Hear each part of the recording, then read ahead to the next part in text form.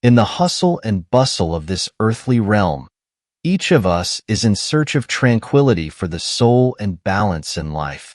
Today, we peel back the layers of mystery surrounding Chapter 16 of the Tao Te Ching, venturing into the art of cultivation as depicted by Laozi, the practice of emptiness and stillness. Have you ever pondered how ancient sages maintained inner peace amidst a chaotic world? Laozi, the epitome of ancient wisdom, has long provided answers in the Tao Te Ching. He enlightens us that through the cultivation of emptiness and stillness, we may achieve a state of harmonious coexistence with nature. Let us first listen to the original words of Laozi. Embrace the utmost emptiness, hold fast to stillness. As all things arise together, I thus observe the cycle of return. Though creatures are countless, each returns to its root. Returning to the root is called stillness. Stillness is called returning to one's destiny. Returning to destiny is called the eternal. Knowing the eternal is called clarity. Not knowing the eternal invites misfortune through reckless action. Knowing the eternal leads to tolerance. Tolerance leads to impartiality. Impartiality leads to wholeness. Wholeness aligns with heaven. Heaven is the Tao. The Tao is enduring, and thus one remains safe from peril to the end of one's days. These words, like a cleansing stream, purify our hearts. They convey that in pursuing the ultimate emptiness and maintaining unwavering stillness, we can perceive the mysteries of life's cycles amidst the exuberant growth of all things.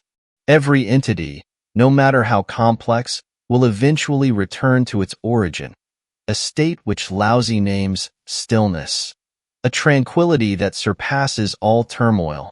Stillness signifies not just a return but a constant state, an embodiment of wisdom. As we grasp this state, we gain insight into all things, thus achieving a state of tolerance that encompasses all, leading to selflessness. This selflessness guides us towards completeness and harmony, merging with nature itself, walking in step with the Tao.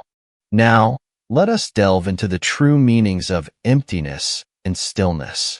Emptiness is not a void but a state of purity, the starting point of infinite possibilities. Stillness is not lifeless silence but an inner peace, a tranquility of the spirit. In this fast-paced era, how can we achieve the emptiness and stillness spoken of by Laozi? Let us step into Laozi's world together, seeking the secrets of cultivation, experiencing a serenity and harmony that transcends time. The pursuit of simplicity should reach its pinnacle. For instance, as we pass by a kindergarten, we hear the joyful laughter emanating from within. Why are children so easily delighted? Because of their simplicity. They see their parents and perceive the world as infinitely beautiful, without complex thoughts or desires. As they enter elementary school, pressures begin, with exams and grades. By junior high, laughter becomes rare. By high school, there's likely only the sound of sighs, with the stress of college entrance exams looming. Even in college, troubles do not diminish, as one wonders what comes after graduation. Can we return to the simple joy of childhood? While we understand that the complexities of society are inevitable, we can strive to maintain a simple heart. For example, focusing on one task at a time, doing it well, rather than juggling many tasks at once. When interacting with others, try to be fully present, without being distracted by other complex considerations.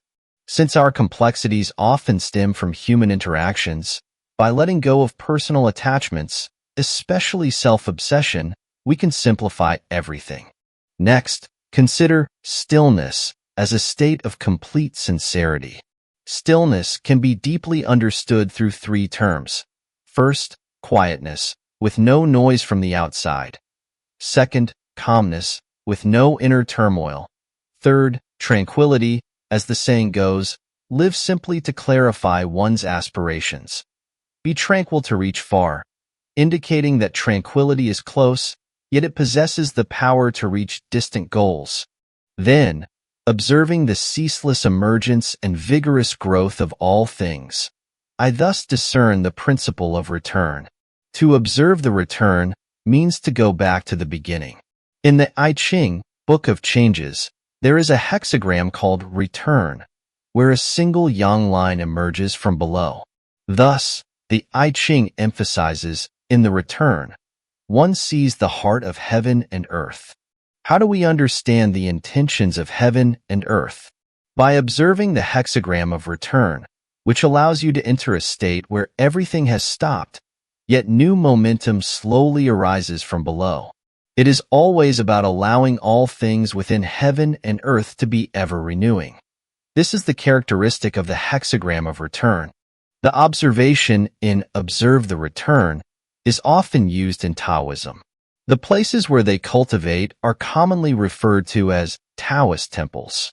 Inside, they are similar to Buddhist monasteries, places for individual cultivation. Why use observation?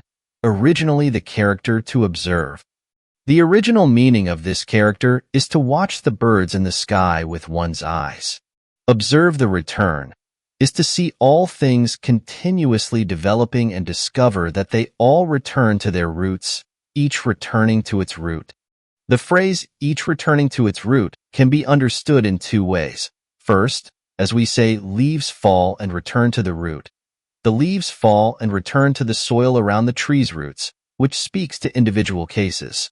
Speaking of the overall situation, all things return to the great origin. Next, there are several very clear and simple definitions. He says that returning to the root is called stillness, because upon returning to the root, there is no more movement, it is a return to the original state. And stillness is the return to the original state. Returning to the original state is called the eternal reason, which is the universal and eternal truth. All things from their emergence, through change and development, eventually come to an end. The end is not a disappearance, but a return to the state before emergence. So the next sentence is quite important. Knowing the eternal is called clarity. The character name appears 7 times in Laozi's book, which is noteworthy. We have already emphasized that humans have cognitive abilities, and the manifestation of cognition is divided into 3 levels: distinguishing, avoiding difficulties, and naming. Distinguishing can easily lead to complex situations. Once you distinguish, there is good and bad, desires appear, and you may eventually fall into a predicament of contention. Avoiding difficulties means knowing this predicament in advance and trying to avoid it. When it comes to naming, it is knowing the eternal is called clarity. Knowing the eternal reason, knowing what the normal state is at this time. You understand that everything comes from the Tao and returns to the Tao, and individuals have no obsessions or troubles. So if you do not understand the eternal reason and act recklessly, you will court danger. The so-called courting danger, in the natural world, means you will not get the cooperation of other things, and in the human world, you will not get the approval of others, using your violation of the eternal reason. Following is a series of words that develop continuously, as if there is a logical sequence. Knowing the eternal leads to tolerance. Tolerance leads to impartiality. Impartiality leads to wholeness. Wholeness aligns with heaven. In Wang Bai's version, it says, impartiality leads to king, which is the king of the emperor. However, although Wang Bai's version has the character king, he still believes that the explanation should not mention the king of the emperor. Wang Bai believes that impartiality is simply fair and king is all-encompassing, so this character is better changed to whole. Whole means comprehensive and universal. You can tolerate everything, then it is selfless, and then it is universal. Only universality will conform to nature. Otherwise, it is not easy to connect the king before with the heaven after. The relationship between king and heaven is not so obvious. But if it is power, it is universally comprehensive, and then it is heaven. Heaven represents conformity to nature, which is more reasonable. So although Wang Bai's version has the character king, when he explains it, he still uses power to explain it, which should have his reasons. Then conforming to nature will walk with the Tao, which should be no problem. Walking with the Tao will maintain longevity, and these words of maintaining longevity return to the human body. So his last sentence is life is free from danger. Living in the world, especially in troubled times, it is not easy to be free from danger throughout one's life. So the whole paragraph, if looked at from the conclusion, is easier to understand what he is saying. The sage maintains a state of peace throughout his life, which can avoid various dangers and troubles, because his wisdom can realize that all these have certain rules.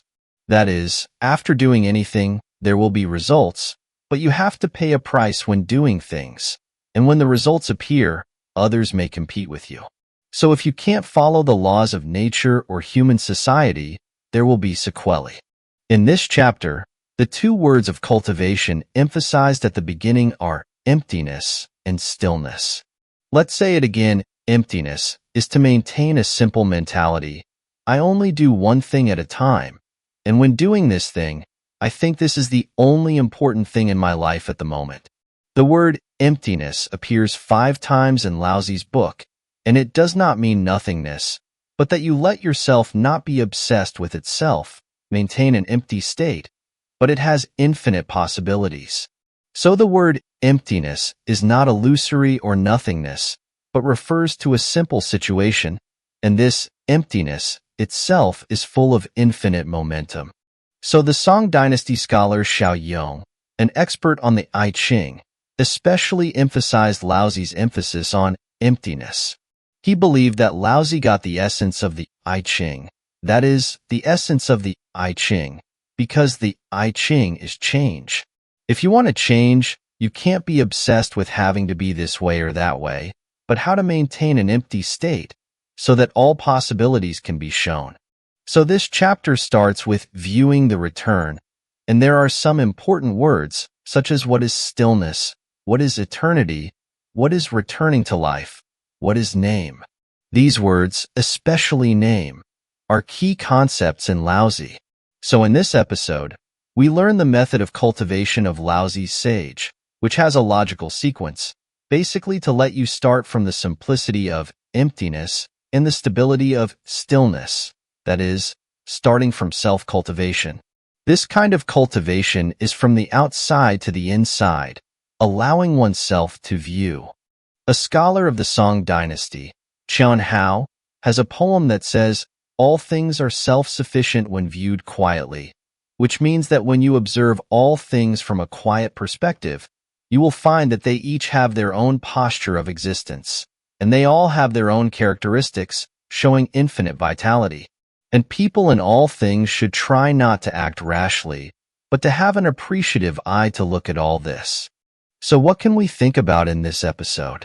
We need to think about what is called emptiness or simplicity, and ask ourselves if we can try to return to a simple mentality in some aspects of life.